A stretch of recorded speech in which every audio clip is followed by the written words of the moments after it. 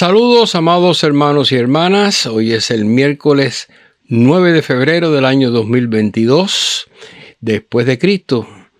Este es el estudio bíblico semanal de la Primera Iglesia Bautista de New Brunswick, New Jersey, los Estados Unidos de América.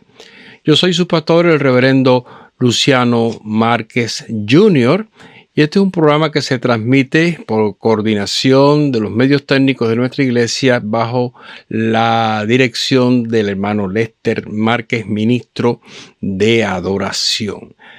Estamos presentando para ustedes una serie de estudios que se llama Elías de nuestros días.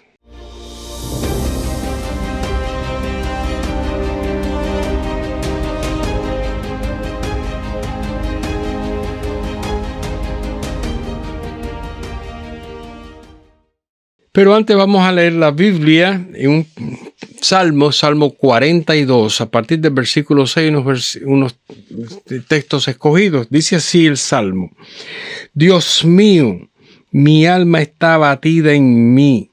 Me acordaré por tanto de ti desde la tierra del Jordán y de los hermonitas hasta el monte de Mizar. Diré a Dios, roca mía, ¿por qué te has olvidado de mí? ¿Por qué andaré yo enlutado por la opresión del enemigo?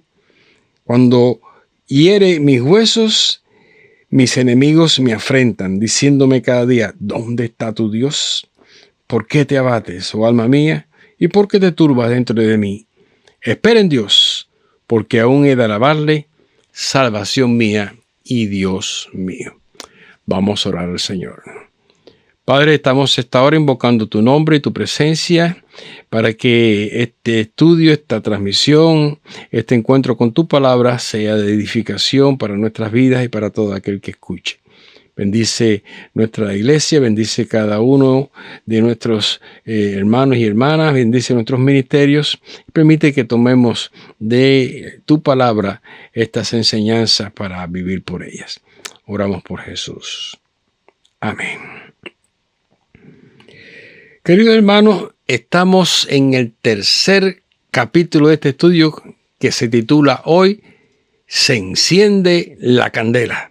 Pero voy a leer para ustedes inmediatamente el pasaje que se encuentra en el capítulo 19 de Primero de Reyes. Hoy vamos a ver todo este capítulo y parte del capítulo siguiente, capítulo 18 de Primero de Reyes, versículos 1 y 2, comienzan así. Pasados muchos días, vino palabra de Jehová a Elías en el tercer año, diciendo, ve, muéstrate a Acab, y yo haré llover sobre la faz de la tierra. Fue pues Elías a mostrarse a Acab, y el hambre era grande en Samaria.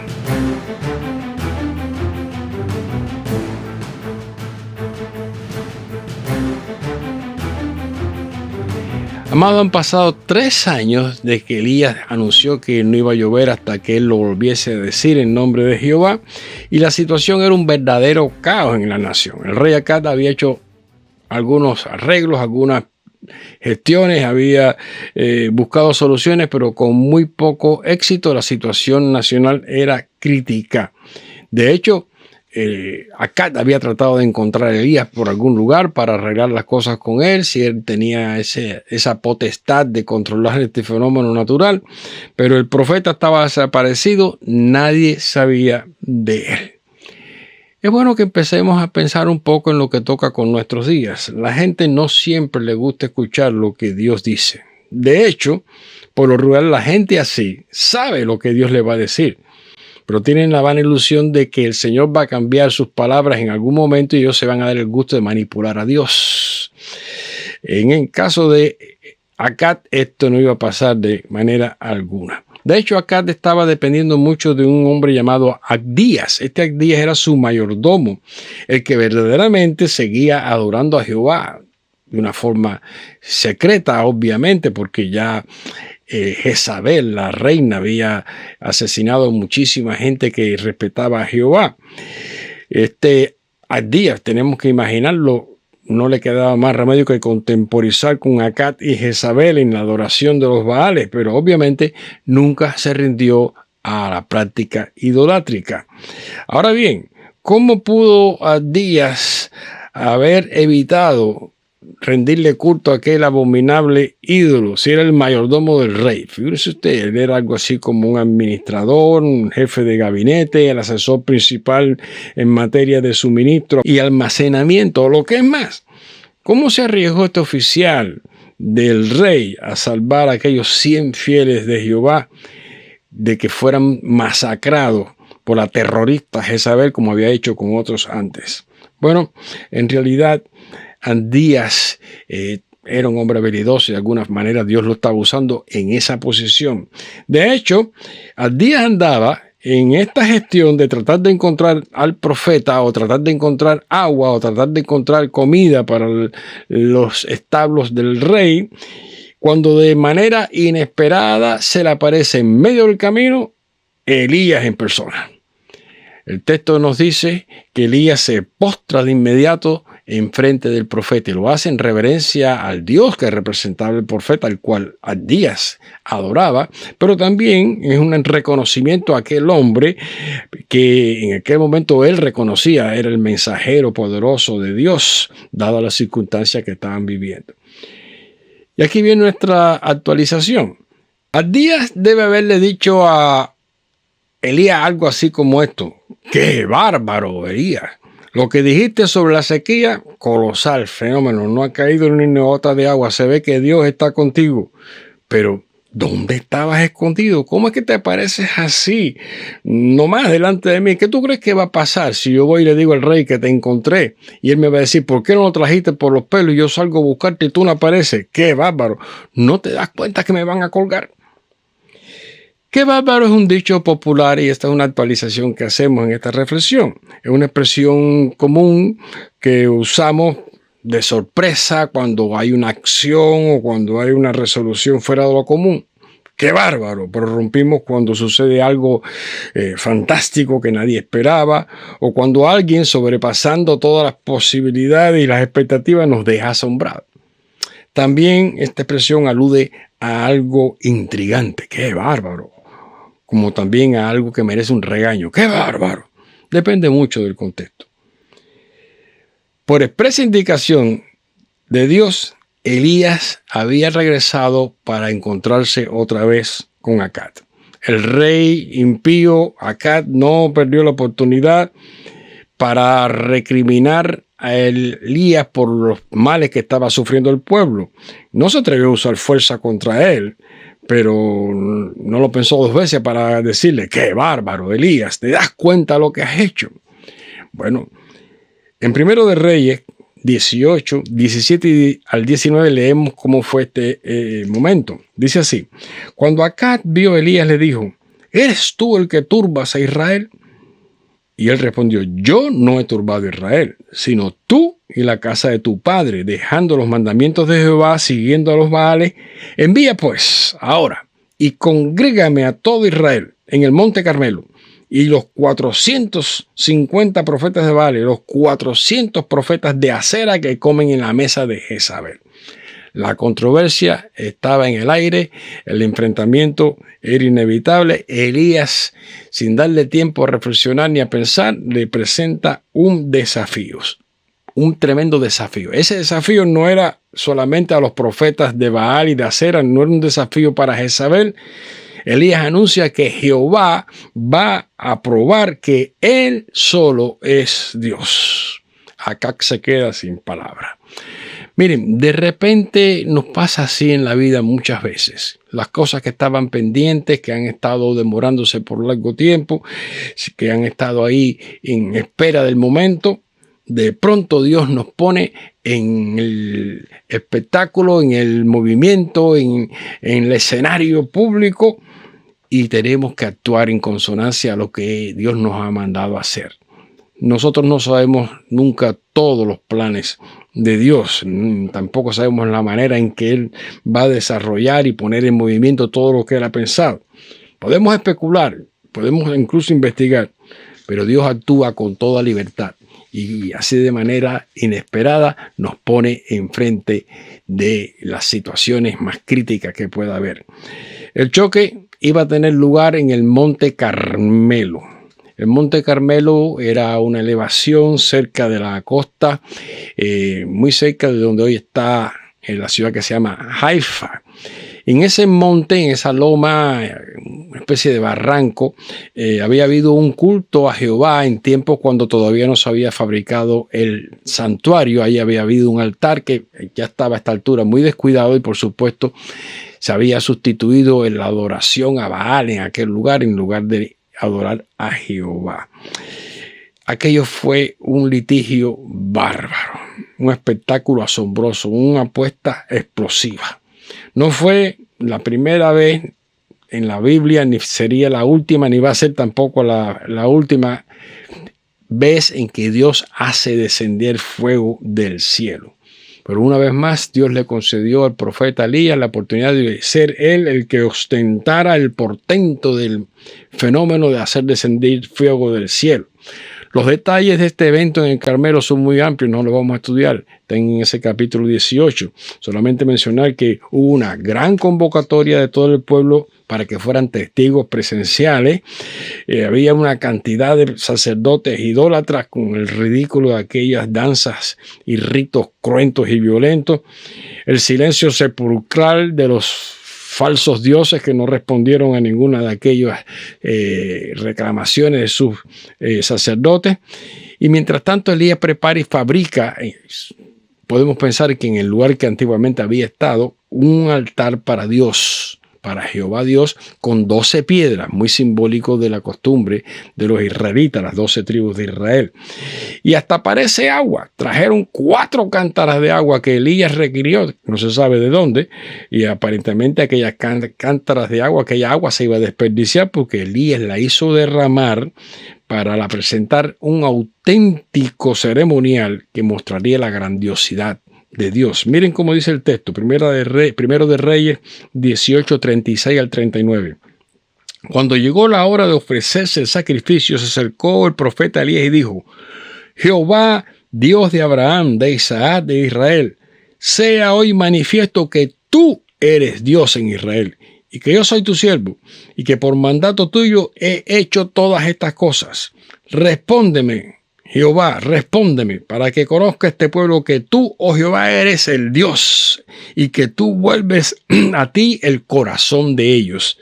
Entonces cayó fuego de Jehová y consumió el holocausto, la leña, las piedras y el polvo, y aún lamió el agua que estaba en la zanja. Viéndolo todo el pueblo, se postraron y dijeron: Jehová es el Dios, Jehová es el Dios. Miren, hay fenómenos naturales en que se enciende la candela en el aire, arde candela en el aire, como pasa con los rayos y los truenos que los vemos en el aire cruzar, aquellas ráfagas de candela. También pasa con el sol abrasador que quema la tierra y muchas veces enciende los bosques, o con los objetos del espacio que entran en la atmósfera terrestre, pequeñas piedras, pequeños asteroides se encienden y se ven pasar esas llamadas estrellas fugaces. Pero como dijimos al principio de la sequía, este fuego no fue un accidente natural, ni casual, ni científico, ni mágico. Fue algo que Dios hizo. Y le entregó a su siervo Elías el encendedor para prenderlo. En el momento preciso, en busca de resultados específicos, en el propósito mismo de Dios, se encendió aquella candela. Hacen saber ustedes, hermanos, por supuesto, lo que vivimos hoy día, que la humanidad ha estado padeciendo hasta el presente de este tipo de problemas con la candela. Y desde que se inventaron la pólvora y la dinamita, el fuego ha caído de las alturas muchas veces sobre la gente, en guerras y en conflictos armados, ¿no? Después se inventó el siglo pasado el lanzallamas. Era un arma tremendamente ofensiva. Las bombas y los cohetes incendiarios, el napalm, tan tristemente célebre, y otras sustancias inflamables que se usan para este tipo de combate. Y más recientemente, pues a mediados del siglo pasado y hasta el día del presente, la la amenaza con explosiones atómicas y nucleares. Y lo último, las armas con rayos de armas láser. Esto es fuego que el hombre produce para daño de sí mismo. Lamentablemente estamos viendo que eso se incrementa cada día más. Pero aquella tarde, después que se ejecuta el propósito de Dios en que el fuego desciende, el altar se arde, la ofrenda se quema, Elías, en un movimiento realmente espectacular, acaba con los profetas y los sacerdotes idólatras con la ayuda del mismo pueblo sublevado. Y el rey Acab no se atrevió ni a paralizar ni a contener a Elías y a aquella gente. Aquella cantidad de gente fue ejecutada en un juicio y un linchamiento atroz, y fue la consumación de un día trágico, brutal, sangriento, mortal. Acab tiene que haber estado espantado, arrinconado, vulnerable. Sin embargo, Elías no lo atacó ni dejó que liquidaran a aquel rey, a pesar que tendría una guardia, pero con todo aquel empuje de la gente pudiera haber ocurrido. Fue un final feroz aquel incidente aquel día, pero hubo algo bueno, porque Elías acabó con los profetas falsos, pero también Dios decidió acabar con la sequía. Todavía Elías tiene que orar 7 veces antes que aparezca la nube y se anuncie el aguacero, pero el milagro puso el sello a aquel suceso trágico. Antes de caer la noche, estaba lloviendo a cántaros sobre todo Israel. ¡Qué bárbaro! Ahora sí podía decir la gente, porque cuando Elías lo dijo, efectivamente llovió y se acabó aquel terrible fenómeno de la sequía. A los ojos de este mundo, hermanos, muchas veces parecen barbaridades lo que ocurre cuando Dios toma y asume el control de los acontecimientos de forma directa y portentosa. Muchas veces la gente anda huyendo de Dios, tratando de excusarse delante de Dios, pero la candela que se enciende en estos eventos cruciales es una ardiente evidencia de admiración y alerta en la consumación de los prodigiosos eventos y los prodigiosos eventos del Señor del universo. Hoy día podemos decir que la palabra de Dios y el testimonio cristiano son el fuego que tenemos que encender en la lucha contra las potestades diabólicas que pretenden usurpar el destino de este mundo. Los dominios de la impiedad, con todos sus efectos de impiedad, muchas veces llaman a los cristianos así, intolerantes, los llaman arrebatados, nos llaman a veces incendiarios. Pero la realidad es que cuando llegue el final de este mundo, el fuego que va a caer de lo alto no va a parecer una barbaridad, sino la manifestación del poder de Dios y del esplendor de nuestro Señor. Nosotros lo vamos a disfrutar. Los enemigos de Dios van a ser consumidos en ese fuego.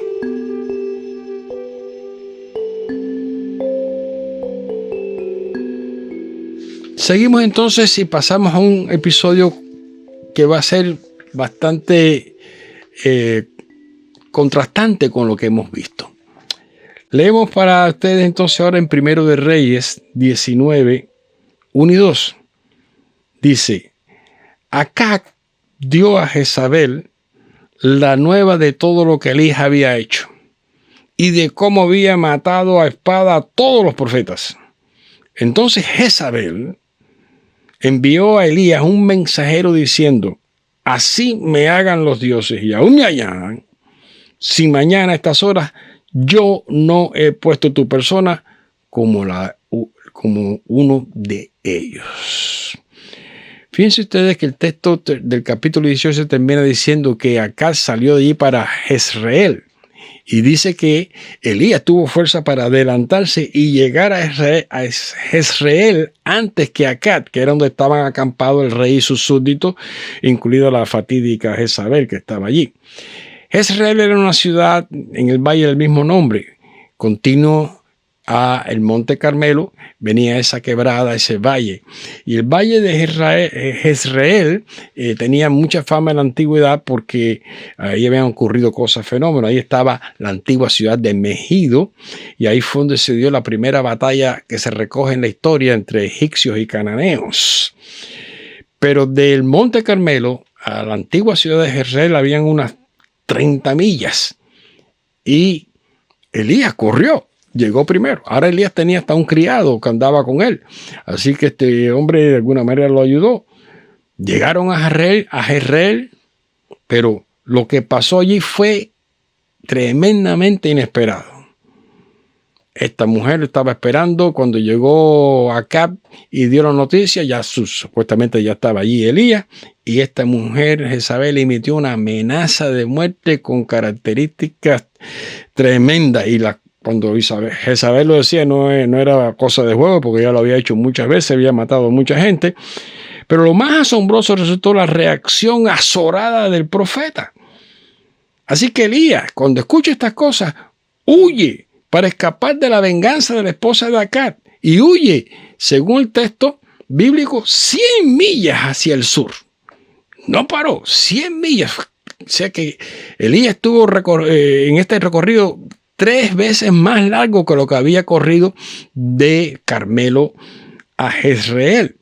Y todavía llegó a ese lugar, Beerseba, ahí dejó al criado y se fue camino de un día al desierto del sur, casi llegando al desierto de Sinaí. Miren cómo lo dice el pasaje de Primero de Reyes 19, 3 y 4. Viendo pues el peligro, se levantó y se fue para salvar su vida. Y vino a Beerseba, que está en Judá, y dejó allí su criado. Y él se fue por el desierto un día de camino, y vino y se sentó debajo de un enebro, y deseando morir se dijo: basta ya, oh Jehová, quítame la vida, pues no soy yo mejor que mis padres. Elías se encierra en una depresión incomprensible. ¿Pero cómo fue eso?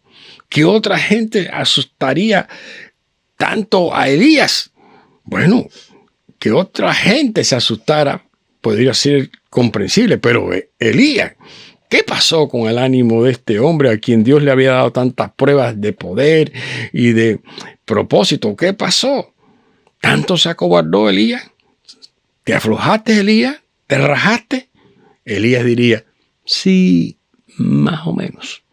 Esta es otra expresión nuestra. El profeta estaba disimulando su estado bochornoso. Quien hasta unos días antes había puesto de cabeza el reino de Israel, ahora estaba completamente deprimido. Elías, ¿estás deprimido? ¿Estás intimidado?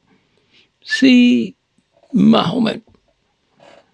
Había trabajado y orado mucho realmente para que el pueblo se arrepintiera. Él tenía la esperanza que después de aquel momento la gente iba a reaccionar, y efectivamente reaccionó. Asesinaron, enjuiciaron, lincharon a toda aquella gente. Pero la oposición de Jezabel le hizo pensar que por más obras milagrosas que él hiciera, aquella gente seguirían siendo influenciados por los paganos que representaban Jezabel para seguir adorando y practicando idolatría. Y eso para Elías era realmente muy penoso. Sus esfuerzos parecían haber sido hechos en vano, la expectativa estaba lejos de cumplirse. Sin embargo, él, sin consultar a Jehová, cosa rara para él, había huido, espantado, asustado, todo completamente deprimido. Así que en un principio, bueno, dice el texto que Elías huyó para salvar su vida. Pero cuando llegó a aquel nuevo escondite, su depresión era tanta que se derribó al punto de decir: Dios, mátame, ya yo no quiero vivir. Tal vez estaba diciendo: si Dios me quita la vida, no me la va a arrancar Jezabel. Y es que las formidables conmociones que a veces tenemos en días de confrontación con frecuencia nos dejan agotados. Lo mismo física que espiritual, nuestras limitaciones y debilidades nos sorprenden muchas veces en el momento que no quisiéramos o que no esperáramos. Elías había caído en lo que hoy se llama una depresión. Y esa depresión es un debilitamiento, que es un padecimiento que afecta a la persona en su totalidad, impactándola negativamente a nivel espiritual, mental, emocional, físico, moral. Les recuerdo una vez más lo que Santiago dijo de Elías. Recuerdan que lo hemos mencionado ya varias veces. Santiago dijo, Elías era un hombre sujeto a pasiones semejantes a las nuestras. ¿Qué es la depresión? Hoy día, pues nosotros tenemos que ver muchos Elías deprimidos. La depresión es un desorden mental frecuente que perjudica a la persona de una forma exhaustiva, afecta a la voluntad, los sentimientos, los pensamientos, las acciones. Las personas deprimidas pues se sienten morir. Algunos quisieran morir, algunos terminan cometiendo suicidio. Con esta pandemia que hemos vivido en estos 2 años, algunos han llegado a decir que la depresión es la pandemia de la pandemia.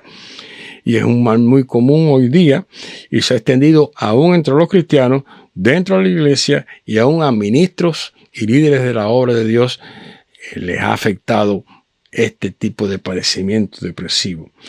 La depresión espiritual no es un pecado.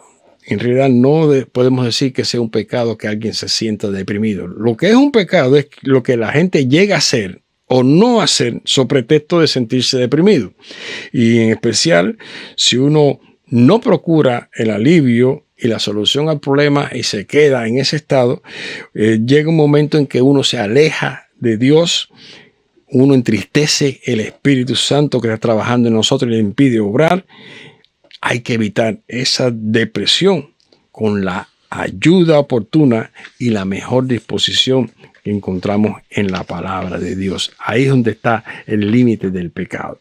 La depresión además es una carga de agobio, un desánimo, una prostración que pesa demasiado en nuestras mentes cuando no se ha podido manejar bien o disponer correctamente de nuestras tensiones del trabajo, del abatimiento emocional o de los fracasos emocionales, de la reincidencia inhibición que padecemos en acciones y resoluciones cuando tenemos que hacerla conforme a aquella conveniencia que marca la naturalidad de la vida y también la espiritualidad de nuestra experiencia.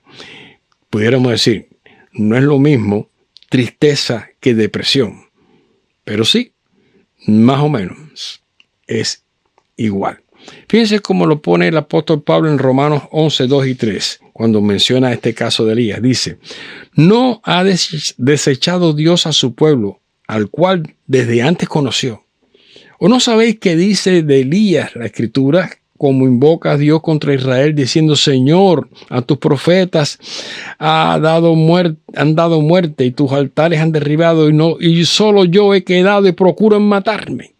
Pablo está considerando aquella circunstancia difícil en que Elías estaba viviendo, pero estaba diciendo de antemano, Dios no desecha a su pueblo. Jehová realmente no reprendió a Elías, ni lo castigó por su conducta lamentable y desafortunada. Hay momentos en que todos tenemos un miedo, tenemos susto, hay amargura, pensamientos pesimistas que nos asaltan. No quiere decir que todo el mundo esté deprimido, pero indudablemente esas cosas están alrededor de una persona que puede caer en depresión. No se cura la depresión con castigos ni con penalidades. Por eso Dios habló a Elías para consolarlo. Habló a Elías para ayudarlo a salir de aquel estado para que no se dejase dominar por aquel sentimiento o aquellos pensamientos. Fíjense cómo lo vemos en Primero de Reyes 19, 5 al 7. Dice, y echándose debajo del enebro se quedó dormido. Y aquí luego un ángel le tocó y le dijo, levántate, come. Entonces él miró y aquí a su cabecera una torta cocida sobre las ascuas y una vasija de agua. Y comió y bebió y volvió a dormirse. Y volviendo el ángel de Jehová la segunda vez lo tocó diciendo, levántate y come, porque el largo camino te resta. Hermanos, cuando nos damos cuenta que hemos gastado todas nuestras fuerzas, ni más ni menos, a veces sentimos el estremecimiento al punto que olvidamos los grandiosos momentos que apenas hemos vivido. En esos casos, si nos piden una interpretación de lo que está pasando, caemos en el disimulo con una respuesta neutral o tibia y nos quedamos todos con una duda. Solo con una buena ayuda podemos restablecer nuestra normalidad y retomar el paso. En estos días, esa es una experiencia real.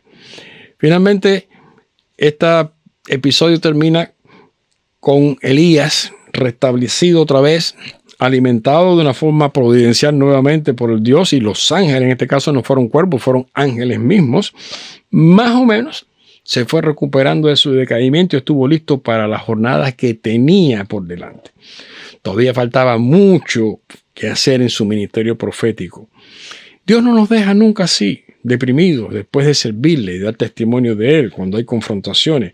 Dios tenía una misión para Elías como tiene para nosotros. Y sí, más o menos, aún Dios no había cambiado sus planes con este profeta de la candela e iba a seguirlo encendiendo en adelante. Hay cosas que se pueden hacer cuando aparecen estos síntomas de depresión. Debemos asegurarnos y estar firmes en la palabra, aunque uno se sienta con pocas ganas de hacerlo. Las emociones pueden desviarnos, pero la palabra de Dios nos hará permanecer seguros y constantes en el propósito del Señor.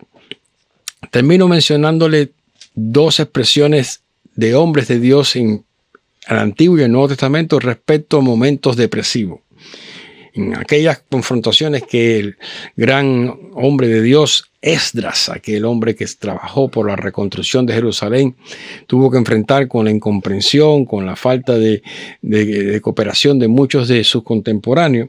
En Esdras capítulo 9, versículo 5 leemos que él dice: a la hora del sacrificio de la tarde me levanté de mi aflicción, y habiendo rasgado mis vestidos y mi manto, me postré de rodillas y extendí mis manos a Jehová, mi Dios. Y en palabras del Señor Jesús, en Juan 16, 33, encontramos este estímulo. Estas cosas os he hablado para que en mí tengáis paz. En el mundo tendréis aflicción, pero confiad, yo he vencido al mundo. Queridos hermanos, terminamos dos episodios hoy de este capítulo. Se encendió la candela, pero Dios puso a Elías en donde tenía que estar y aún va a seguir. En la semana que viene continuaremos con esta serie de estudios y estaremos en los capítulos que siguen, en el mismo capítulo 19 y el capítulo 20 de Primero de Reyes. Recuerden, hermanos, este fin de semana estaremos en las actividades especiales que hay en el templo. Hay un programa de la familia el sábado y el domingo pues estamos en las actividades normales. Vamos a orar y así concluimos esta tarde. Gracias, Dios, por tu amor, tu bendición. Gracias porque tú nos has dado en tu palabra aliento. Te pedimos que tú bendigas a todos los que a esta hora tienen cualquier tipo de aflicción, dolor, pena, agobio, depresión, para que se sientan fortalecidos en la gracia tuya con la que tú enciendes nuestros corazones, con la que tú consumes nuestras vidas para bien y para provecho de nuestra experiencia en la jornada de cada día. Y te pedimos que bendiga a los que están enfermos, a los que están en cualquier tipo de situación peligrosa y que nos concedas paz en nuestra vida y corazón. Oramos por el nombre de Jesús. Amén. Hermanos, nos vemos en la próxima.